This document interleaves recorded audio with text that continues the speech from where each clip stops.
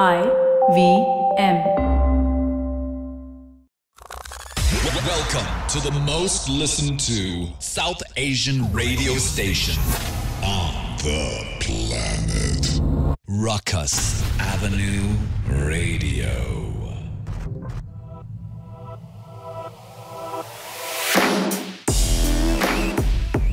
Hello, people of the world. This is Amit Doshi from IVM Podcast. We are India's premier podcasting network, and we're so happy to be on Ruckus Radio. We hope to have you join us every week at this time when we bring you segments of the best of our shows, and we hope that you tune in on the IVM Podcast app, website, or wherever you listen to podcasts. This week, Cyrus' show was graced by Alexandra Mysoor, a popular host with the Ruckus Avenue Network, an entrepreneur and successful businesswoman.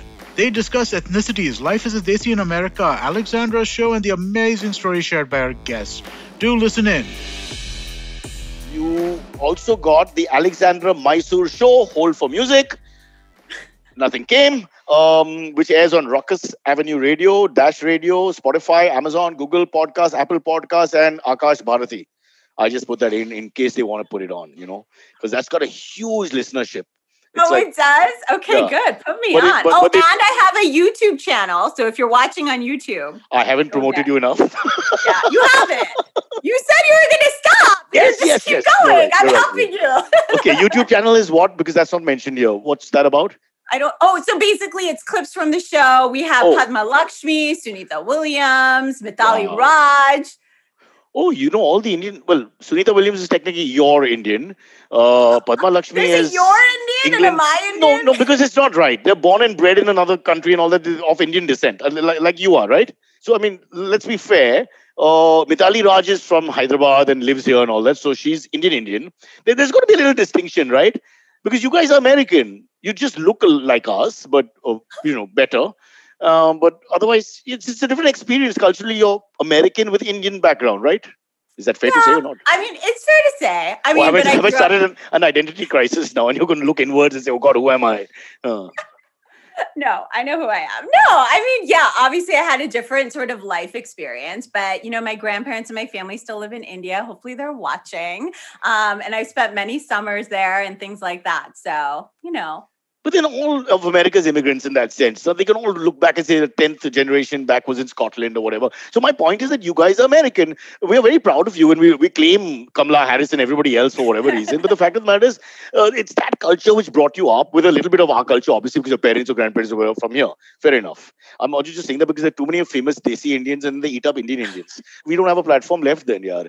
So can't you fight with the Americans and leave the Indian Indians because you're in between American Indians, not Native Americans, but American Indians and Indian Indians who are us Indians, you Desi Indians. Labeling, that's our thing. Okay, now let's talk about the show. Yes. Yeah. So how did that happen? I mean, you look like are you one of those people who just can't stop doing things? Because you just got to, this is a very strange human being who just, wherever they are in the world will just wear 20 hats and doesn't spend 1 minute relaxing. But aren't you like that? You're like, you have a ton of shows. I was stalking your Instagram. You have some Netflix show coming up. Yeah, look behind you. I'm like that plant, the lesser one of the two. Which one? This one or this one? No, that's the money plant. It's got something going for him. That loser plant in the background, the lonely old thing which is dying. And I'm so sorry. It's looking lovely. What plant is it? Don't be mean to my plant. Plants have feelings. There's scientific. Do they really? Yes. So now we can't eat animals. We can't eat plants. What can we eat? I read somewhere, which made me laugh to no end, that plants, if you chew them, somehow they can feel you chewing them. Oh, no, God, no. That's it. We're finished. What are you saying? If that's true. Know. I have to eat all the things. I don't understand. I don't know. Yeah, but then that leaves us with what? What's left? Milk. But doesn't that hurt the cow? Or Paravianti, you can drink tea. Okay, all right. Let's get back to the show. So why did you need to do a show? What was the reason? What was in your head? Actually, it's funny. I was on someone else's show on the network and she sort of made the introduction and I felt like the pandemic had started and, I was just really interested in South Asian stories, being able to tell the stories of entrepreneurs, people that look like me, in sort of an exciting and compelling way. And I just felt like, you know what? We needed more females on air. I was coming after your job. No, but yours is a racist show. It's only South Asian females. Mine is a little smaller niche. It's South Asian males with jobs. So, so is it only South Asian females? I read other male names here. No, we've had lots of people. I mean, so far only South Asians, but we have male, female, and people. Okay, and it started with. So Milind Pant was the first guy, is it? CEO. No, he was actually just on. He's the CEO of Amway, which is kind of interesting. But yeah, we've had so many interesting guests. So tell us about a few interesting anecdotes of the interesting guests, to use the word interesting till people die. Yeah. I would love to know about Sunita Williams, for example. Oh, yeah. She was and she talked about bringing samosas into space. She did not bring chutney. I did ask her that. Ouch, what if it flies? That's what she said. She said there's like crumbs everywhere, which is kind of weird. But no, she caught them all. You can't take the Indian out of the Indian. You go there and make it unhygienic and dirty. It's unbelievable in space. And she brought up chai. So she's having samosa and chai in space. She's a cooking fanatic. She was literally watching cooking shows in space. And my question to her was, isn't that kind of like upsetting? Because you're watching cooking shows, but you can't cook. Question, how do they get Wi-Fi?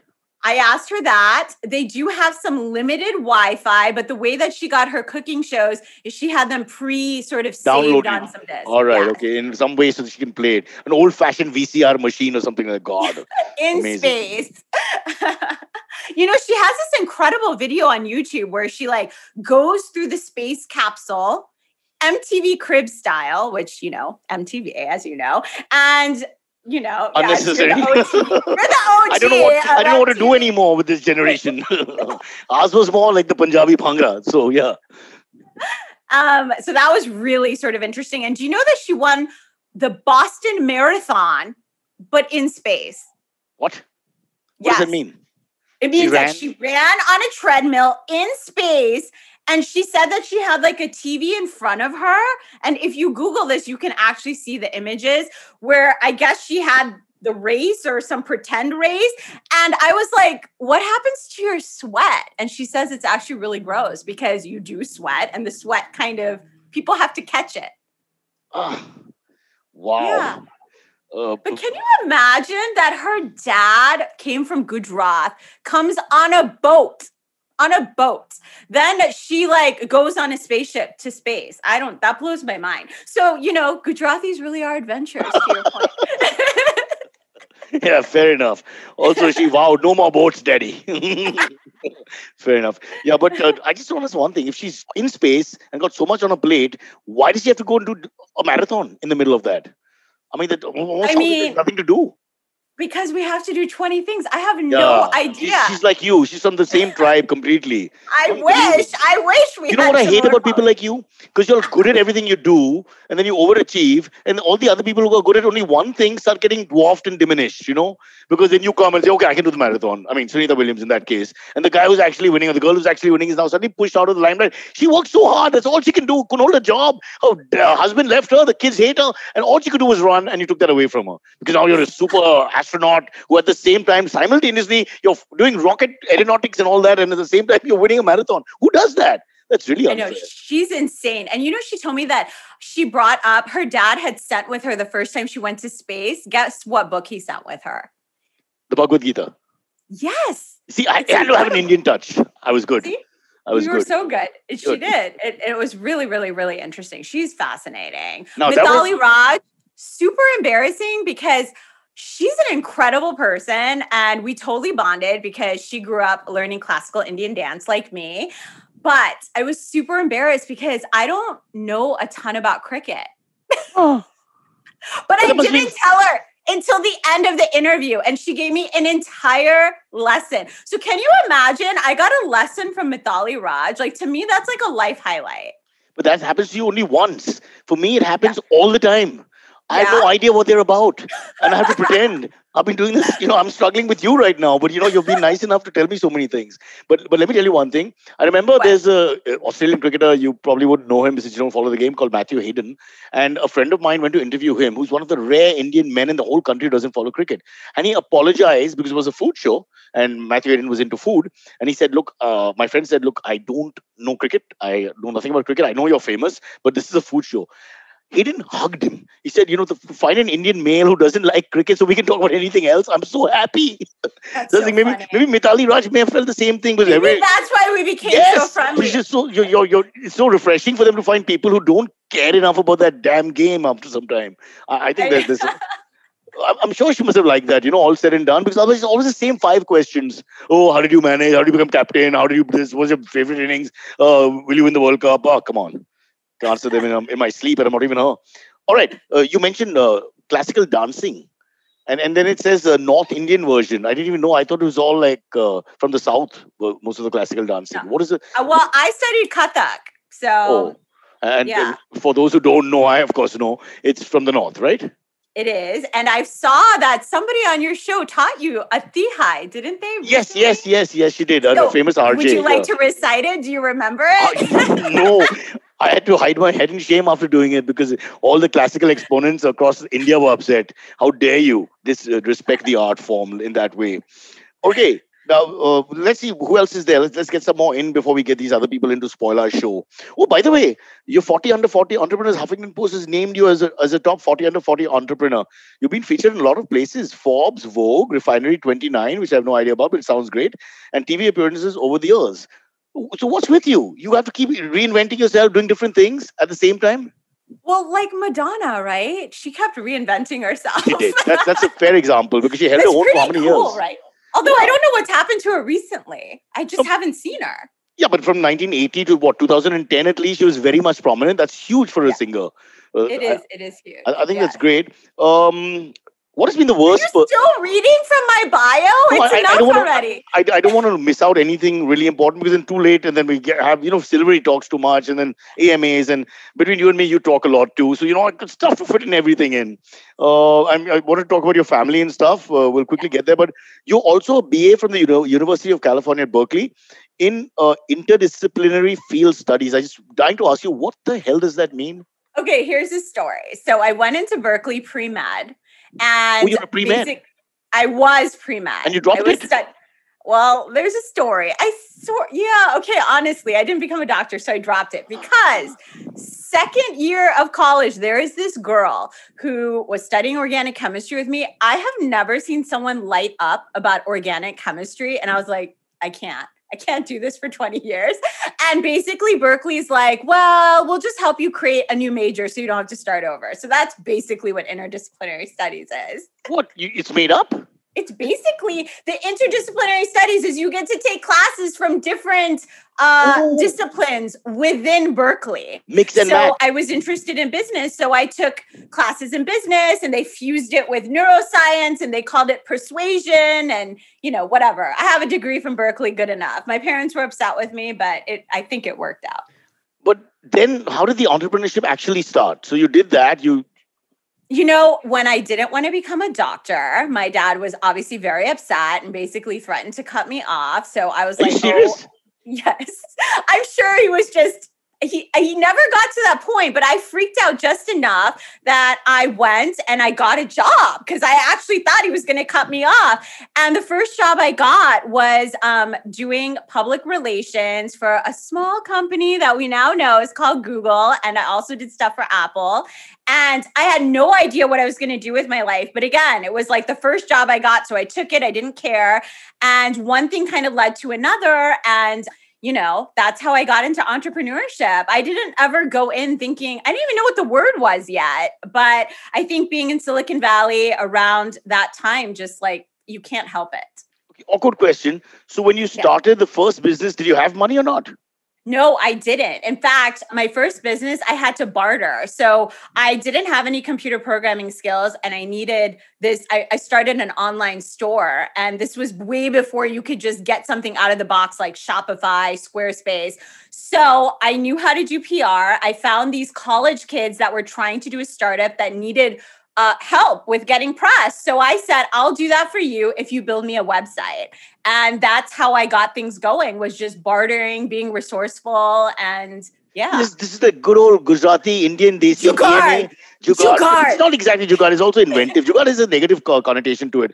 I think it's very positive. The Indian entrepreneurship spirit, which I think we do have. This is the one thing I am proud of. For sure. This and the fact that all my Gujarati friends, their hair is great. I don't know what that's all about. What's going on here, right? See, I've grown up with lots of Gujarati friends. I live in Walkeshwar, Mumbai, and all of them have good hair. I want to study that. It's a stereotype, but it's true. It's not untrue. And it's the khichdi. You think?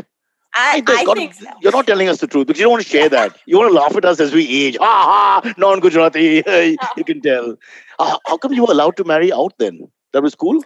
To a South Indian, you mean? Yeah, well, non-Gujarati. I presume that, that I think being raised in the U.S., my parents were thrilled I married someone Indian. But I have to say that they were really confused because South Indian and North Indians are really different. South Indians traditionally are very studious. And my parents, I love them, but they love to party. They love going out with their friends. And so, my father-in-law is literally a professor and a rocket scientist. And, it was different. Wow. And what you're saying is socially different goals. Different goals, yes. But that's nice in a way also. Why do you want everybody to be the same? I think that's good. So one side is allowed. My dad was really excited because he was like, now I can have idli dosa all the time. So, Oh, so he thought. But tell me, did you all have a big Indian wedding and stuff? I mean, how does it work? I did have a big Indian wedding. It was really funny because I thought my wedding was pretty normal.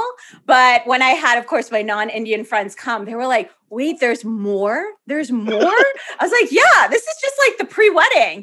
We put mehndi on, we dance around. There's it was pretty funny to watch that. So how many functions were there?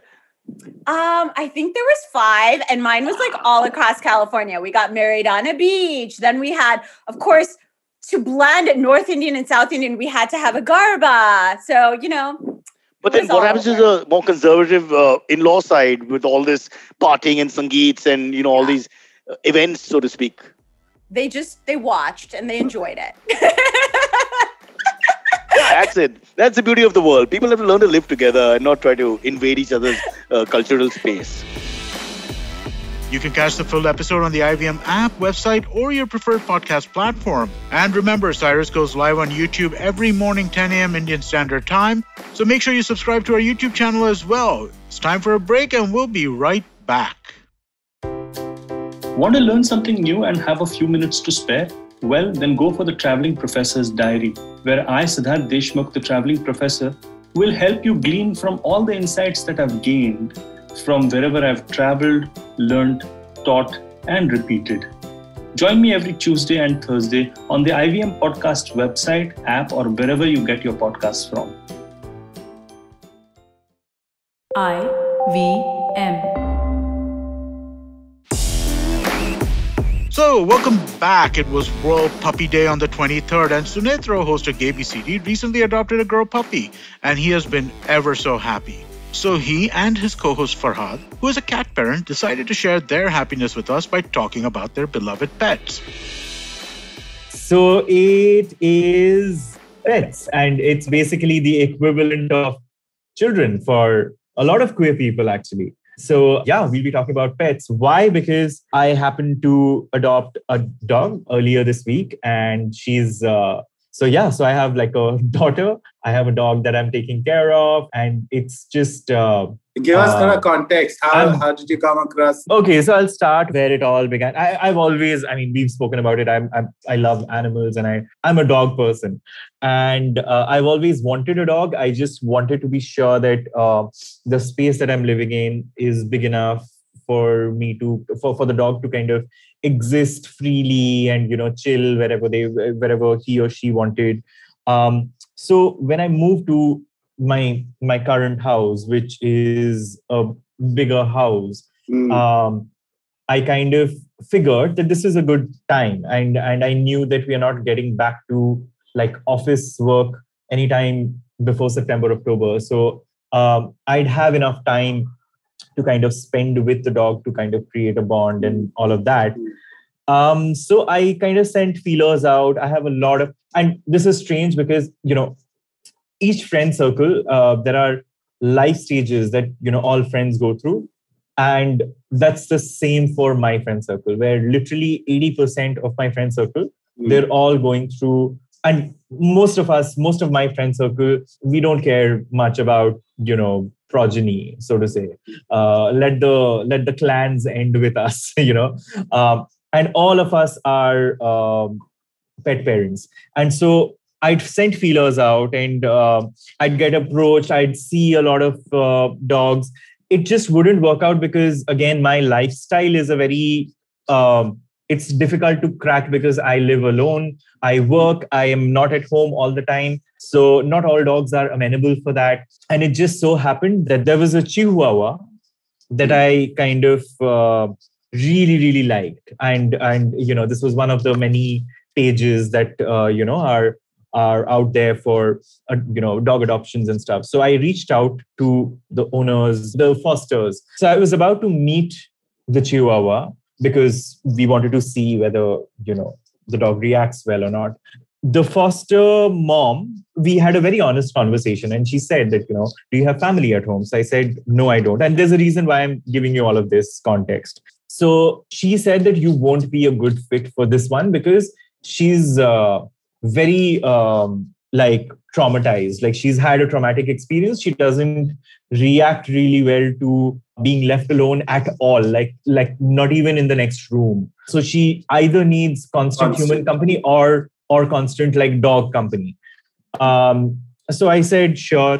And I got it. I was like, sure, this is clearly not happening. So I was like, okay, so maybe I'll get a dog in the next 3 months. And so I went to check her photo once again to almost, be like, oh, so this is not happening, but bye-bye.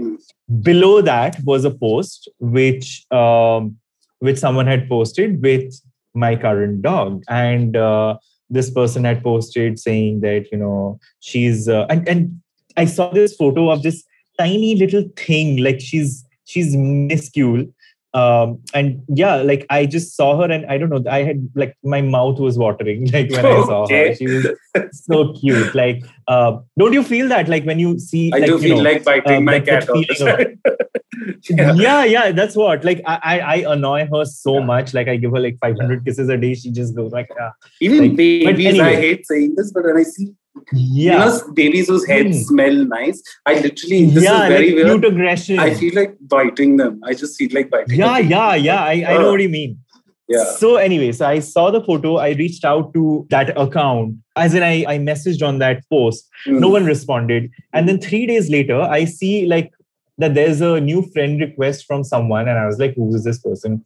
But then I realized that in my others folder, this person's actually messaged me. So this person is the one who had rescued her.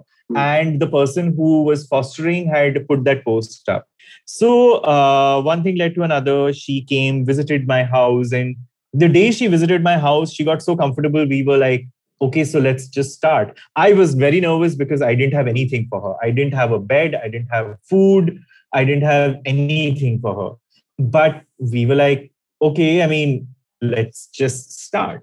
So she started staying, and it's been 4 days? This is my fourth day with her.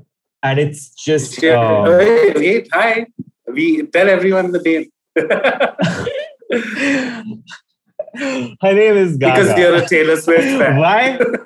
No, the reason why she's her name is Gaga is because she's tiny. She's sassy as fuck. And that's why I called her Gaga. So my options were Frida or Gaga because, diminutive women who pack a punch. Okay. But yeah, I stuck with Gaga, and Is she around? She's whenever I'm doing calls. We will at some point. Yeah. We should introduce her to the world.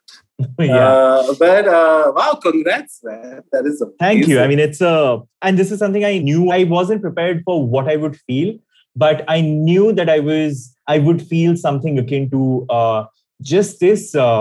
I don't know, I just, in the middle of the day, in the middle of work, she's lying down in in the drawing room and I just go lie on the floor and I just go like, I know that feeling. I know that. Oh my Even God. I just squish randomly. So I have squid. So first of all, welcome to being a pet parent. And it is, okay, I don't want to be like, oh, it is actually parenthood in a lot of ways. In terms of worry, first of all, in terms of worry, I've had Squid, my cat, with me for like 5 years. He just turned 5 in February. And oh my God, I worry about him all the time. Like, has he run away? Has he gone away? What if he this? What if he ate the wrong thing? Or, like it's constant worrying and all of that. But just sometimes I realize that it's been like half an hour, 45 minutes that I've just been staring at him, not doing jack shit. Yeah. And it's so entertaining, even that much. Yeah. So like, and yeah, man, I really sometimes think that I'm going to sound a little... I'm sorry, he's sitting there a little distance. I'm looking there and talking. And just his tail is sticking out. But I love the motherfucker a bit. Like, I don't know what life... It's so funny for me. So this might be... Where did it start? Why did you get a pet? Why did I get a pet? So great. I had a boyfriend. We were together for we were together for 5 years. But in our 4th year... I remember one day I was at home and my boyfriend just came home and he was like, I think, every building has that electricity ka meter ka box. And my boyfriend one day comes home and he's like, I think there are kittens. A cat has laid kittens in that. And I was like, fuck, what a terrible place to give birth because it's dangerous. It's an electric this and all. So I opened that cupboard. I used to live on the ground floor. I opened that little electric box. And you won't believe it, until that second I had not thought of, because here's the deal. I have had pets in the past as a kid. And every time I lost a pet, the pain was just so much that you somehow just... I know a lot of people do this, where no, I can never have a pet again because it was too much. To deal with the loss of a pet is just weird, because I guess with humans, at least you get closure and stuff in some way. Yeah. But with pets, you'd never get closure because it's always a one-way communication in a lot of ways. But long story short, till that second that I opened the door, I had no idea I was going to see a cat and I was instantly going to want to adopt it. But basically inside there were 5 kittens who were they were in a circle, and in the center, Squid, who is now Squid, he was just sitting up with his eyes wide open. And that's the thing. They all were at an age where their eyes had hardly opened and all. But I don't know what, it was just the way I felt like, how they say telekinesis? Like, I literally felt like I looked into his eyes, he looked into my eyes, and I was like, okay, I think I want this cat right now. So then I went through the usual. I took him to the vet. The vet was like, he's too young to be adopted. You have to leave him with the mother, so mother's milk and all of that kind of shit. But turns out one by one, because cats are terrible to each other, they were incredibly territorial. So one by one, his siblings started being attacked by other male cats. And I started feeling this, oh my God, no, I have to get him right away. And that's how one day I just picked him up. I was like, okay, this cat is mine. The entire episode is available on the IVM app, website, or across platforms. In our tech show, Shunya One, Shiladitya and myself were in conversation with Dr. Amit Malik. Amit's the founder and CEO of IVM Hour, a digital self-help platform. We discuss how the pandemic wrecked the mental health of many, and in a time when face-to-face therapy sessions weren't possible, the app bridged the gap and made wellness more accessible.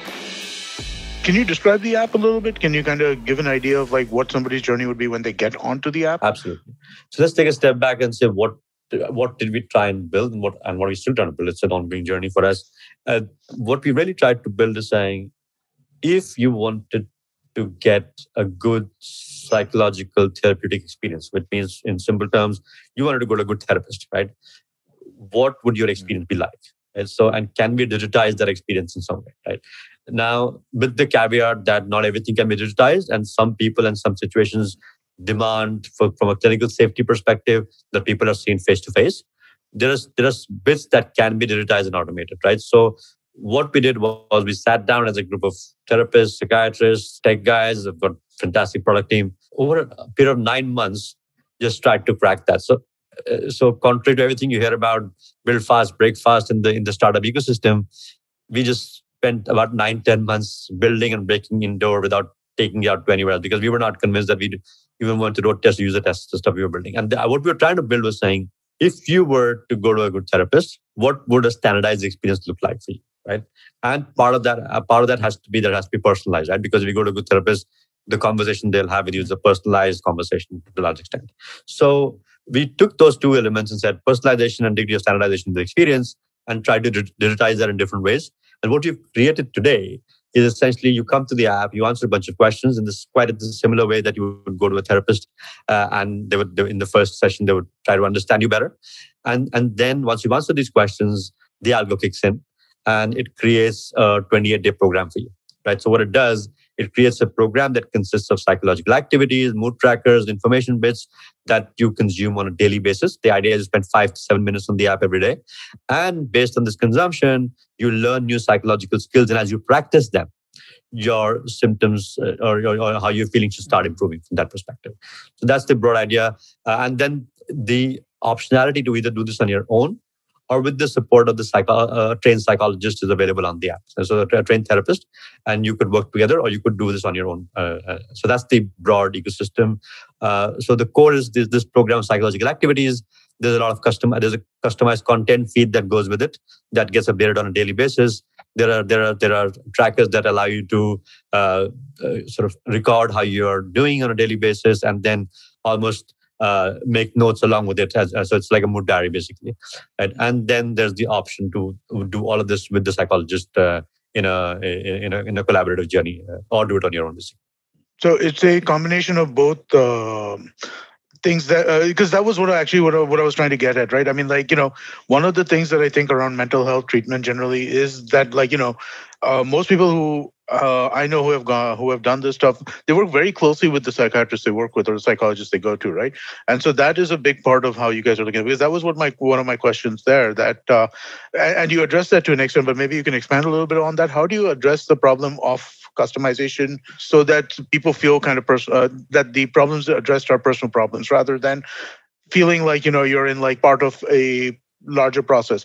You get what I'm saying? People want to feel like they're being connected to personally, right? So how do you kind of do that in an app system where there is where you are, the backend is clearly something where you have kind of tried to make it standardized, but how do you make that standardization feel personalized? That's a great. I hope that question makes sense. That's a great question. Absolutely right. So let's start by saying what we're trying to solve. Right, we are not trying to replace the professionals. Right. So because that's not the aim, is right. So if you think about the Indian ecosystem, the median time from somebody experiencing a psychological difficulty to actually going and seeing a professional is 6 years.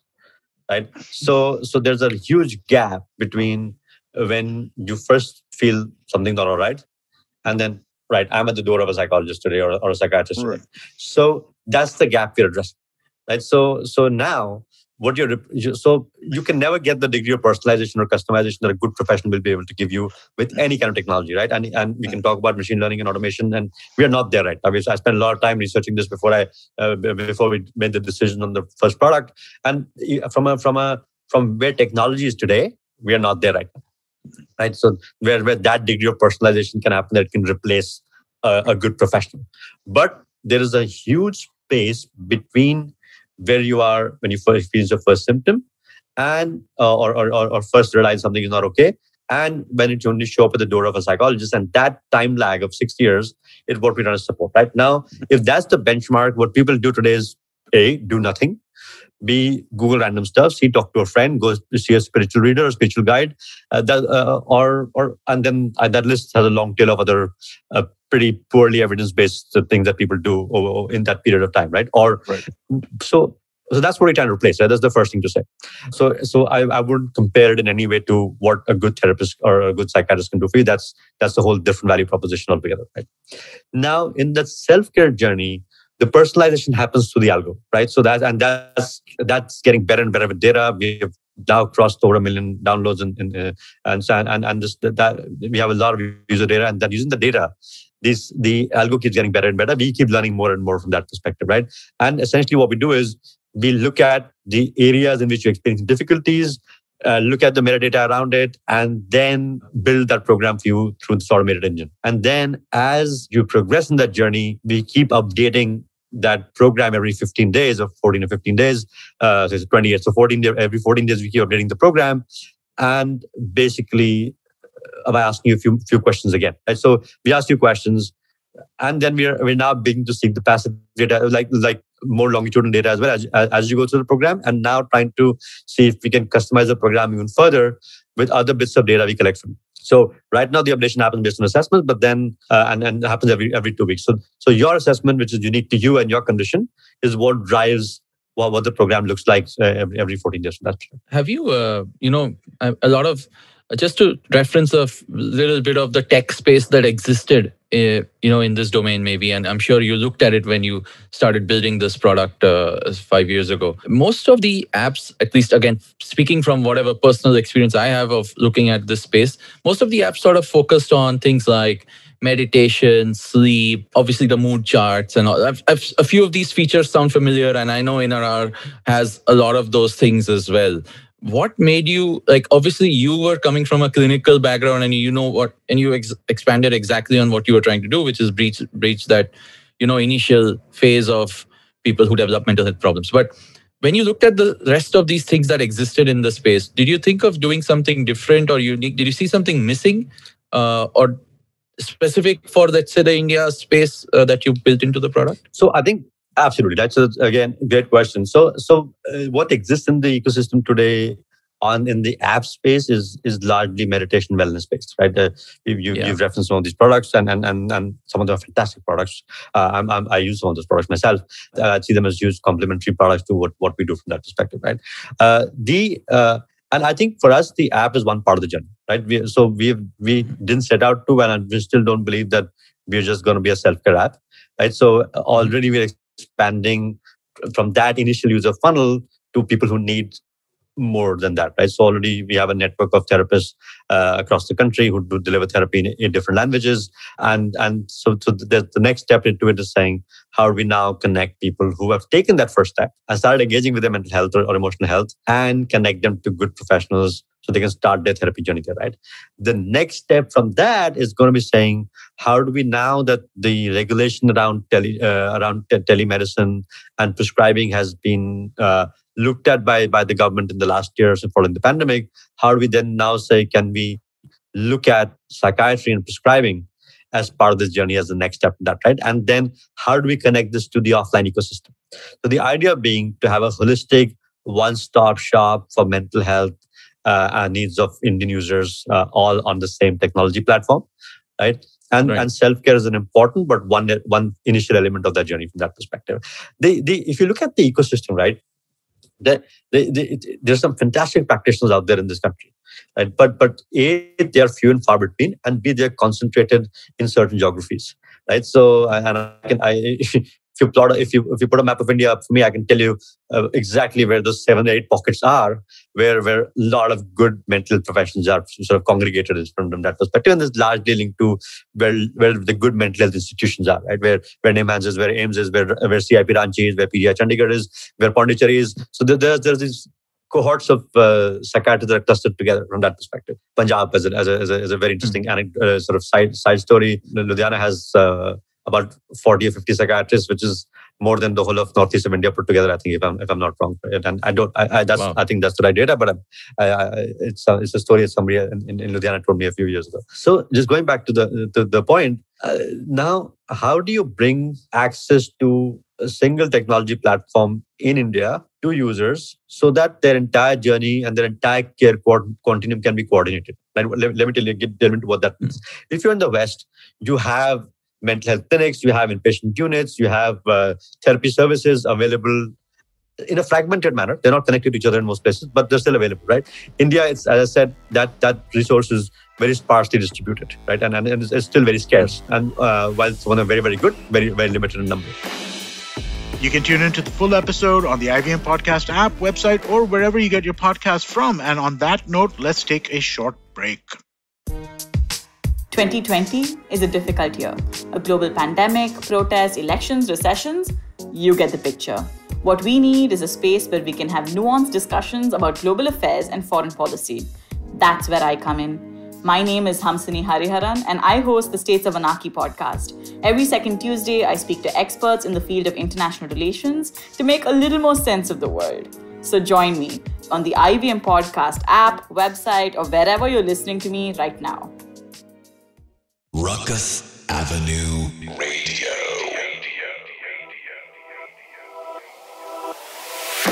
Next up, we have Rohan Seth and Prateek Waghre on all things policy, discussing how several countries have instituted new rules which require social media users to have government-issued credentials. This essentially creates a splintered internet, which is quite ironic.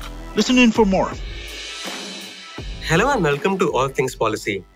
I am here today with Prateek. No one else has joined us from Takshashila. I think we are office pariahs now, considering we go so deep into the weeds of tech that I think we're the only ones left to talk about it. So, keeping that in mind, we have this very sort of obsolete piece of news that no one has covered, and also which is extremely important today, which is that Russian iPhone buyers will soon be prompted to install software developed in that country, setting a precedent that other regimes might follow. What's basically happening is that users will see a screen that prompts them to install a list of apps from Russian developers. It's not just a regional peculiarity, it's a concession that Apple has made to legal pressure from Moscow, and one that could have implications far beyond Russia's borders. And Prateek, I want to start here, and then we'll talk about the Splinternet. But tell me a little bit about what's happening. Yeah, so this actually goes back to 2019, where Russia essentially formulated these rules, which said that any hardware being sold in the country, now this was not restricted just to smartphones, included smart TVs, etc., had to have pre-installed applications embedded in them. Right now, what's happened recently? After that, there was obviously a battle between Russian government and Apple about how to implement this. Right, there was a back and forth. And what the most recent development, as of I think a week ago, is that Apple they found some sort of middle ground in which Apple is basically saying that for new devices being set up, it's going to display a prompt which will allow users to, which will display to users a list of applications from Russia that they can install. Now, it's not mandatory at this point, and not all these applications are state-made as such. But there are fears that this is going to lead to other countries putting more pressure on companies. Right? And again, but just to add some context, it's not the first time Apple itself has done something like this. They have made concessions in China when they moved a lot of iCloud hosting infrastructure for local China users into China. So they have they famously kicked out VPN apps from the App Store, etc. So they have made concessions like this in the past as well. All right. I mean, I think when I basically look at this option of adding sort of apps, pre-installed apps to phones, it's a little bit troubling to me because I feel like there are two basic things you can accomplish through this, right? Number one, it creates an opportunity to promote apps that the country can surveil and control. So I don't think I'd want to name names here, but state-controlled apps can be pretty handy tools of surveillance. And the other thing that I think this works really well for, it allows the government to manipulate the tech market. So basically have more homegrown alternatives.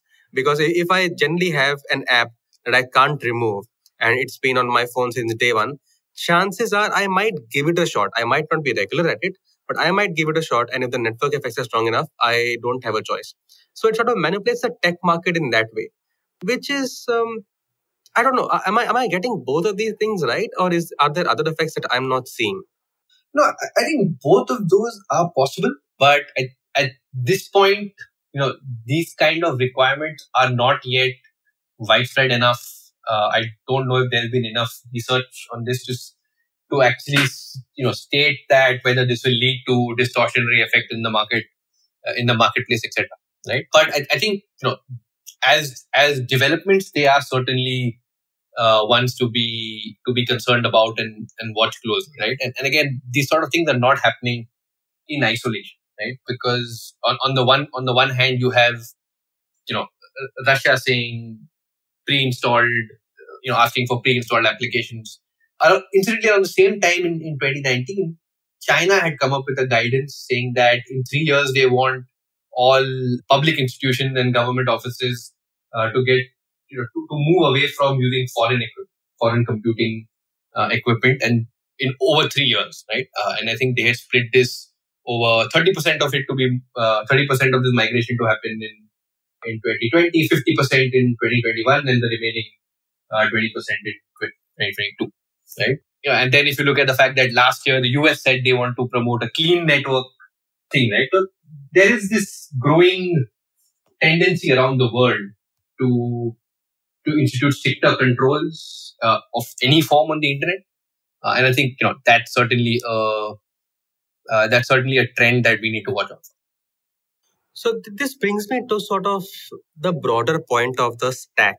So generally, when I at least think about tech, I think about it in terms of a stack. So what I mean by that is if you've got an ecosystem, so like at the bottom of the stack, you've got something like electricity, okay? And then there's internet providers. On top of that, let's say you've got app stores, and then you've got the iPhones and so on. So like if you remove parts of the stack, or if you influence parts of the stack, for example, like telecoms are part of the stack, right? And it sort of feels like all these countries, Russia, China, of course, has done it for ages.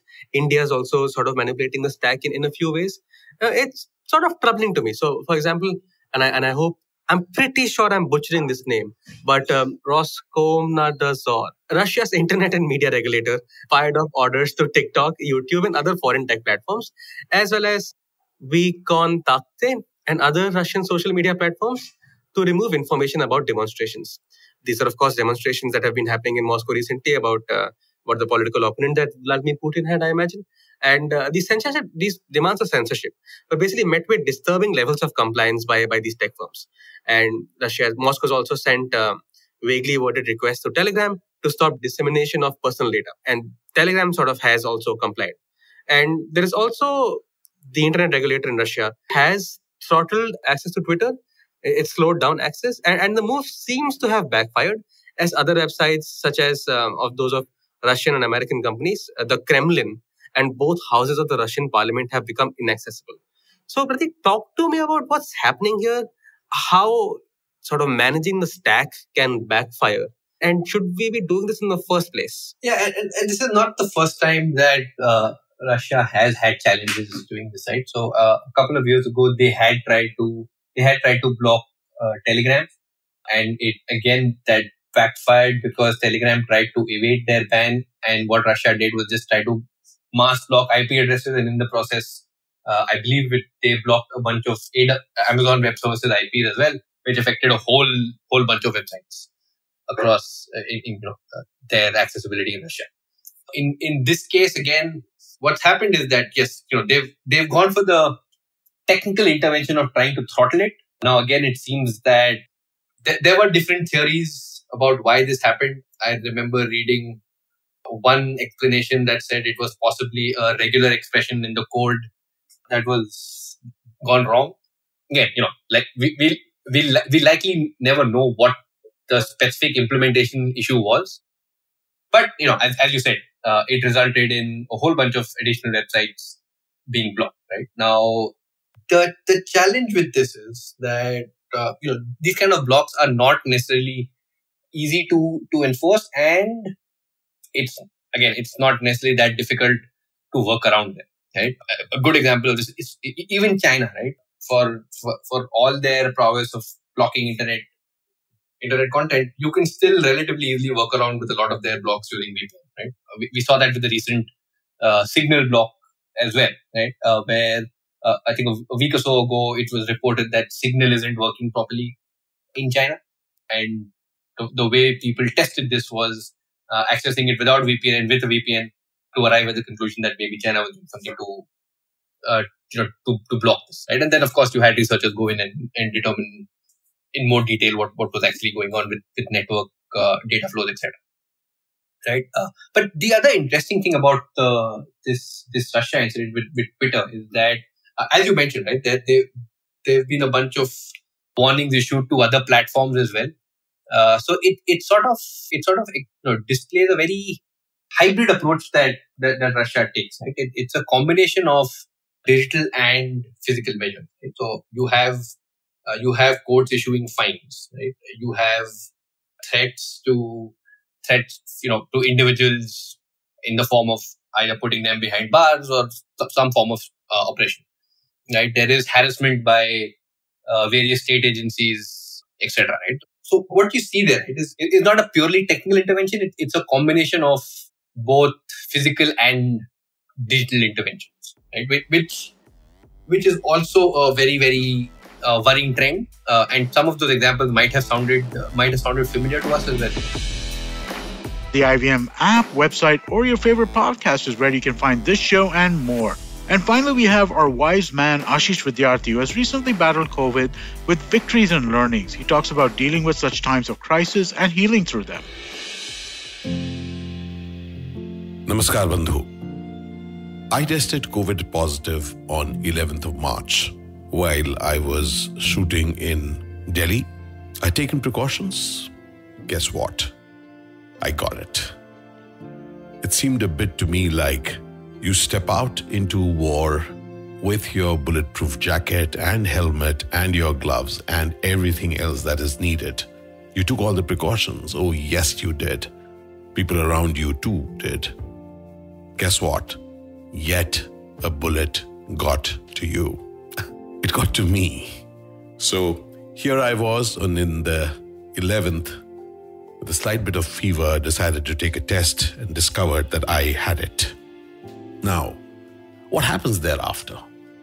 What happens thereafter? Well, for starters, you can't believe it.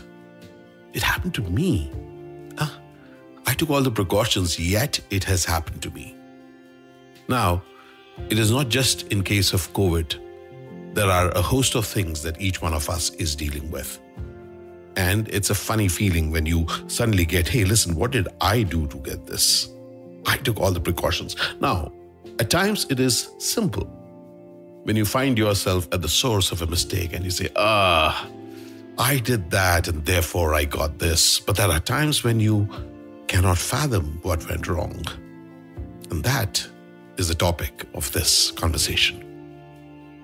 Consider, dear friends, there are times in your life that certain results happen which you did not expect, because you had taken care of those things which would make sure that those results won't happen. But guess what? They happened. Now the mind starts playing tricks. Your and my dear friend mind does start playing tricks. It ticks away at regularity. It keeps ticking like this clock and keeps reminding you, hey, listen, what did you do? What did you do wrong? What is it that you got wrong? And if you're lucky enough, there may be people around you also reminding you, I told you, Ashish, you've been working too hard. You've been traveling. You know what? I saw you. You're never in one city for more than a day. Oh yeah, how much you traveled. This travel of yours. As if traveling to one city to another and not remaining in a city for more than a day, did that really add to me getting COVID? Or did I get COVID in spite of the care that I took?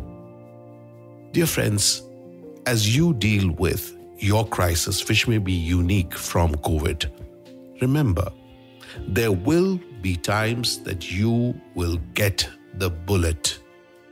At that very point, even as it is important for you to get yourself treated physically, it's important that you treat yourself and take care and nurture yourself mentally. There is no one of us, none at all, who haven't dealt with crisis, who aren't dealing with crisis. At this very moment, I know that you are dealing with crisis in your life, unique crisis. Crisis to do with probably your health, your monies, your career, your relationships, anything. The trouble is when we start blaming ourselves for that crisis. And blaming ourselves in a way saying that, you know what? I blame it on my luck. I blame it on people. I blame it on situations. I blame it on my life. In this period, one thing, even as the medicines are working on me, thanks to the doctors, I am consistently working on not blaming myself, putting myself at the source of this life of mine, not like a poor me who got this, but as someone who has gotten it and will deal with it. I have chosen to be at the source of my life. This will be the conversation that I'm going to be having next time. But I want you to begin that source of healing from right now. And that source of healing is, please get, in life, each one of us will fall, will slip. There will be things that will hit us. But the last thing that you wish to do during that is to diminish yourself. No way, my friend. You will not. You will make sure that you do not end up blaming yourself. Because the moment you're blaming yourself, you start then blaming the world, and then the world itself becomes against you. I have discovered world and life and my career and the people are not against me. Oh no. They're just giving me suggestions, things that they think best. Yes, there will be things which I do not like, but that doesn't mean that I start hating them or hating me. At this moment, as I am en route to recovery, I need to heal and heal completely. Each one of us needs to heal and heal completely and thoroughly and from within as we deal through crisis. Crisis is from the outside. Healing is from within. Dear friend, whatever you're dealing with, even as the clock keeps ticking in your life, your healing is in your hands. Soothe yourself. Allow yourself to have energy and love for yourself. And as you do so, I promise you, this world, the people, and life itself are truly, truly there as an ally. As I sit here sitting at the Max Super Hospital in Saket, I'm healing thanks to the medicines, and I'm healing thanks to how I am healing myself with my thoughts.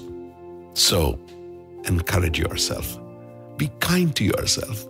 See the wonderful in what's around.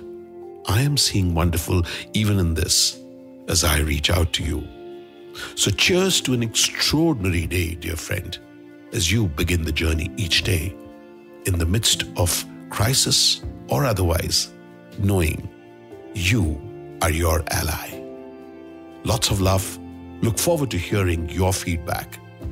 Look forward to seeing you on my Twitter, Ashish Ved, on Instagram on Ashish Vidyarthi 1, on my website at avidminer.com, and of course on my YouTube site, Ashish Vidyarthi Official. Thank you for taking care of yourself. Thank you for taking care and loving life. Al Shukran Bandhu, Al Shukran Zindagi. Thank you for walking with me on Begin the Journey. Cheers. Catch the full episode on the IVM app, website, or your favorite podcast app. We hope you enjoyed what you heard, and explore our website, ivmpodcast.com, for more amazing shows. And don't forget to follow us on social media. We're IVM Podcast on Twitter, Instagram, and Facebook. Thanks for tuning in. We hope you all have a great week ahead. Ruckus Avenue Radio.